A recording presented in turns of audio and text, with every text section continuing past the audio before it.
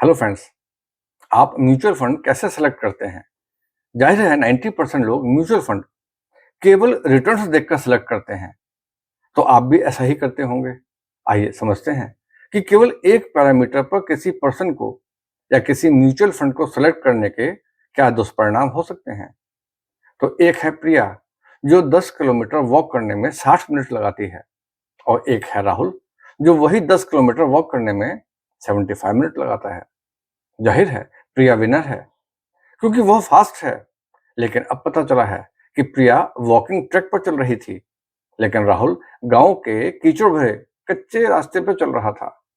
तो अब कौन फास्ट है? क्या अब आपको राहुल फास्ट लग रहा है?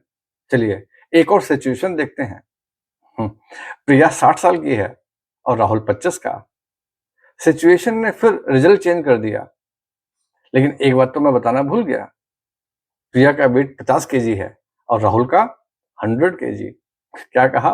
विनर डिसाइड करना काफी कंफ्यूजिंग है, क्योंकि हर बार सिचुएशन एनालाइज करने पर विनर चेंज हो रहा है। इसी तरह अच्छे फंड्स को कई पैरामीटर में रखा जाना चाहिए, तब आपके रिस्क एपिटाइट के अनुसार सूटेबल फंड सेलेक्ट किया जाता है।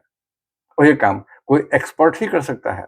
लेकिन जब ये काम आप स्वयं करते हैं, जैसा कि जाहिर है आप म्यूचुअल फंड एक्सपर्ट नहीं हैं, आप गलती करते हैं।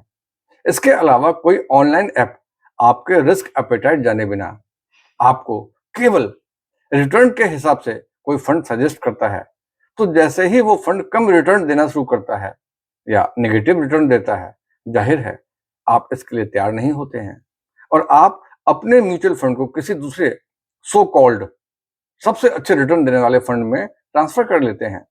और यह क्रम तब तक चलता है जब तक कि आप म्यूचुअल फंड को इसका जिम्मेदार मानकर अपना नुकसान समेट कर अपना सारा पैसा निकाल नहीं लेते।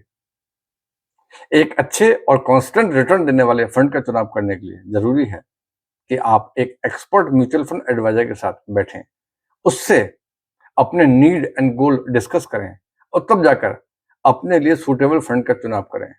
यकीन माने, अपने लिए सूटेबल फंड का चुनाव मंडी में आलू या भिंडी के चुनाव से ज्यादा मुश्किल और कॉम्प्लिकेटेड होता है, क्योंकि जब मार्केट या कोई पर्टिकुलर सेक्टर एक तरफ भाग रहा होता है, तब रिटर्न देना एक बात होती है।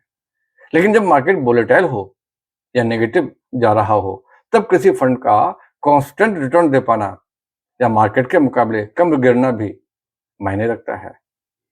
फ्रेंड्स, मेरे वीडियो का कंटेंट अगर आपको यूजफुल लगता है तो इसे लाइक एंड सब्सक्राइब करें, साथ ही इसे अपने मित्रों के साथ शेयर भी करें। Thank you.